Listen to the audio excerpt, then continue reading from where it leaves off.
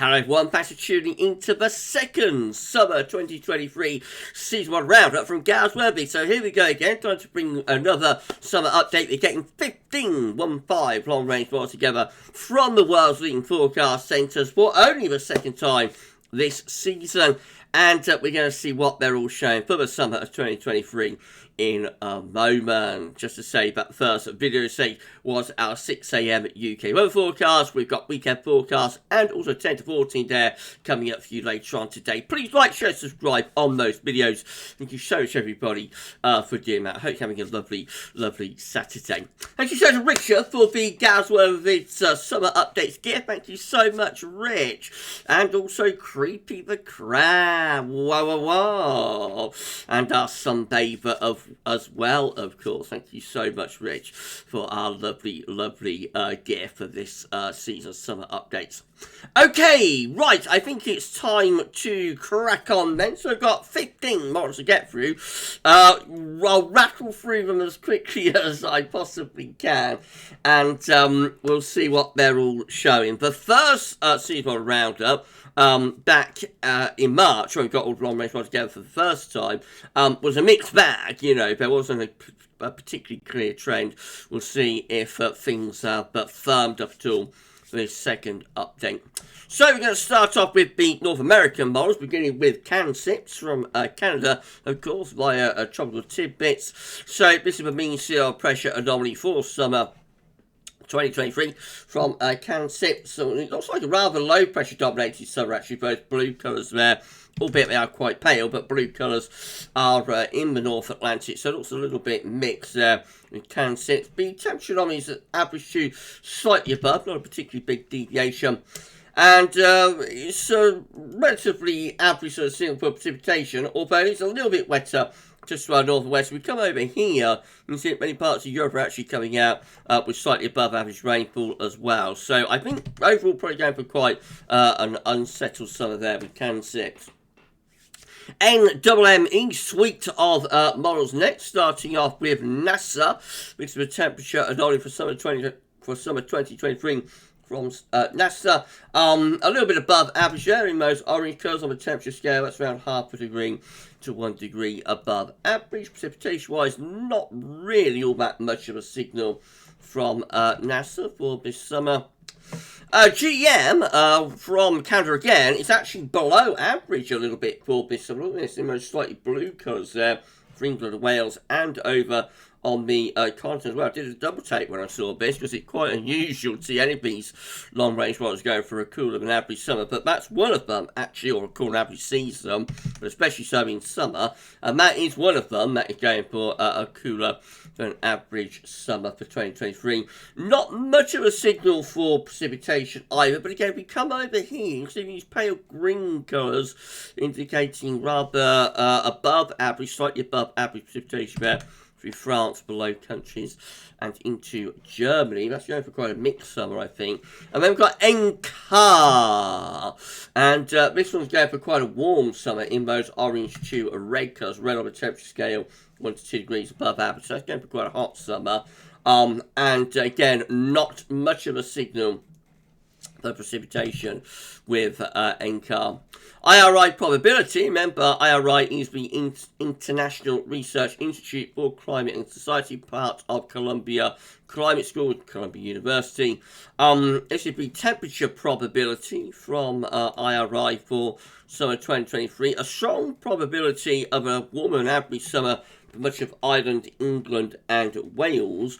And by about like 50% probability of a warm average summer in the southeastern corner. However, Scotland has probabilities favouring a slightly below normal summer by about 40%. So cooler for Scotland, but most places having a warmer than average summer on the probability. And also a little bit, probabilities also favouring a little bit on the drier side, especially so in the south, with a 40% probability of below average rainfall this summer. So a warm and dryish summer, particularly for the south there from IRI.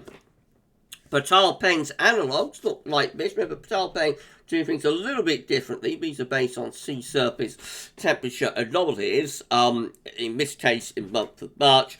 So Patal looks at the sea surface temperature anomalies across the world in March 2023, and then creates an output, goes back and looks at other years with similar sea surface temperature anomalies, and creates an analogues-based forecast based on those sea surface temperature anomalies. So this is a 200 millibar height anomaly for summer 2023. Look away now if you want to find summer, because Patal is placing a big trough of below average heights, a big trough of low pressure right over the top of the UK and Ireland. That looks like a very unsettled summer indeed. The Azores high, by the way, is also displaced away from us rather than ridging into west of Europe. It's actually displaced away from us in the Atlantic. So that's not very good if you want a hot summer. Excuse me. The temperature anomaly from Patal-Peng is no better than average, and actually for Scotland is a little bit colder than average. Goodness gracious me, don't see that very often with Patal-Peng's analogues. And look at the precipitation forecast. That's predicted to be above average rainfall across not just the UK, but actually much of Western Europe as well. So a cool, wet summer with low pressure in control. The forecast from Patal-Peng's analogues, and that'll be a big shock, of course, after last summer. Wow, wow, wow. Imagine if that comes up. CFS-V2, and then that's the end of the North American models. This is a 700 millibar height anomaly from the CFS, going for a blocking signal to be to our north, but also some sort of ridge probably over to the east country. This white area is probably going to be a trough of low pressure, so it could be a little bit unsettled, but maybe warm with winds coming up from a southerly direction. So the temperature anomaly is above average here in those orange curves, around half degree to 1 degree above average, so rather on the warm side, but does look a little bit unsettled. Dare I say it, perhaps even a bit volatile. Above average rainfall, particularly out west, and you'll notice above average rainfall through France, northern parts of Spain as well. That's indicative of like a southerly, southwesterly type influence, I think, that would bring a volatile summer, a warm, but also potentially quite hot summer. Quite wet summer, I should say. Warm, wet, volatile, thundery summer. Right, let's come back to Europe then. Have a look at the European model, starting with ECMWF. So this is the mean sea level pressure anomaly. I can't get my words out tonight. It's late when I'm recording this. My tongue's tired after, what I went through last year. It does get a little bit tired. So late night recording sessions are never a very good idea, but I've got a lot of content to get through this week, so I'm having to record this late at night.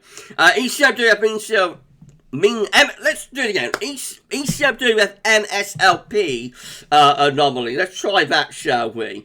For summer 2023, with high pressure over northern and western Europe, bringing a lot of dry weather. With it potentially, the temperature anomaly for the summer is above average in those orange to red colours. That's around 1 to 2 degrees above normal. And precipitation wise, it looks like that. So not much of a signal for precipitation. But if high pressure dominates, you would expect quite a dry summer. Copernicus suite of models next, starting with Meteo France. This is the MSLP anomaly from Meteo France for summer 2023. Just a little bit of high pressure up north within the high latitudes. So that's a little bit of a blocking signal there, although overall signals are weak. The temperature anomaly is predicted to be average or significantly above average by around half a degree to up to 2 degrees above normal across Western Europe. And the precipitation anomaly, again, that has not got much of a signal. This is DWD from Germany, going for some high pressure, weak high pressure just out to the west of the country, so west of UK and Ireland. And the temperature anomaly, again, it's predicted to be average to above average in ratio to orange colours. That's like half a degree to 1 degree above normal. And precipitation is driving average just to our south, otherwise not much of a signal for the UK and Ireland itself. This is how CMCC looks. This has been Mediterranean model. Again, not much of a signal, but there's some low pressure in the Atlantic with this one The temperature anomaly is forecast to be a bit above average in those orange curves, around 1 degree above normal perhaps, and again no particular signal for precipitation there. And then we've got the ECCC, and this one with some low pressure over towards France and Germany maybe, and out in the Atlantic. That could be a little bit mixed for the summer. The temperature anomaly is about average in those yellow colours, so that's like 0.2 to half a degree above average, something like that. It's very close to long-term averages. And this one is a little bit wetter for precipitation as well, so this one is going for above average precipitation this summer. And then the JMA, mean sea level pressure anomaly for summer 2023, looks like that, with high pressure again dominating across many parts of Europe there in those yellow colours. The temperature anomaly, I should say, is around half a degree, 1 degree above average in those orange colours, and the precipitation anomaly is a little bit wetter than normal just to our north. Let's keep the Asian thing going and have a look at the Beijing Climate Centre penultimately. So this is the 500 millibar height anomaly from the Beijing Climate Centre. For the summer, got some high pressure just out to our west. You have a look at the 200 millibar height anomaly. Again, we see the high pressure just out to our west. That's the Azores high displaced a little bit closer to us actually, but it's probably going to be some low pressure up here. So this one I think would suggest quite a westerly type summer. The temperature anomaly is around to a little bit above average in those yellow orange shadings, so about half a degree, 1 degree above normal, something like that. Does look a little bit mixed with the precipitation anomaly, so out west we have a high pressure centre, it's driving average, but for us it's actually a little bit wetter than normal, average to a little bit wetter in those blue colours. That's because it's a rather westerly Atlantic themed summer. And then finally, we've got the UK Met Office, and this is a big change what the UK Met was showing last month. The UK Met seasonal model last month was showing quite a warm, dry summer pattern. This month, much more unsettled. So it looks like the mean sea level pressure anomaly is placing some higher pressure up north with lower pressure to our south, and winds potentially coming in an easterly direction or a northeasterly direction with that. The temperature anomaly is okay. That is a little bit above average in those orange colours, but look at the precipitation anomaly suggesting a rather wetter than average summer. So looking pretty mixed there. Right, okay, hope you found that interesting. Well, real mixed bag from those models. The first thing to get on the table, I think, that is that there's very little sign of like a genuine hot summer within those models. They all look a little bit mixed. Some of them are a bit better, particularly the ECM WF, but generally they're all looking quite mixed, I have to say. Some of them actually look quite bad, which is the UK Met Tower Paints analog as well, is pretty grim. So I don't know. What do we think? Maybe a trend here towards a mixed summer, an unsettled summer. Nearly all of them are going for above average temperature, but then again, these models always do that, you know. So that's why I take either 500 millibar height or MSLP anomalies a little bit more seriously than temperature and precipitation anomalies. But many of those models are looking rather mixed, I have to say. So we'll wait and see what the third and final update has to say when we do the third and final seasonal roundup at the end of May, just before we release our summer forecast on the 28th. But overall, I would say these models this month have shifted towards the more unsettled and mixed side of things. Doesn't necessarily mean they're going to be right, of course. They could be wrong with that trend, but that is the way they've trended, I think, this month for a rather mixed and unsettled summer. We'll see. Okay, if you enjoyed this video, please like, share, subscribe. Thank you so much, everybody, for doing that. We'll be back later on with a with weekend forecast at 10 to 14 as well. The 8th summer update will be released tomorrow, by the way, and that's going to be looking at solar analog. So that could be very interesting to watch. And as I say, that will be coming up with you tomorrow at 10 AM on the channel. Enjoy the rest of your Saturday. For this video, though, that's all for now, and thanks for watching.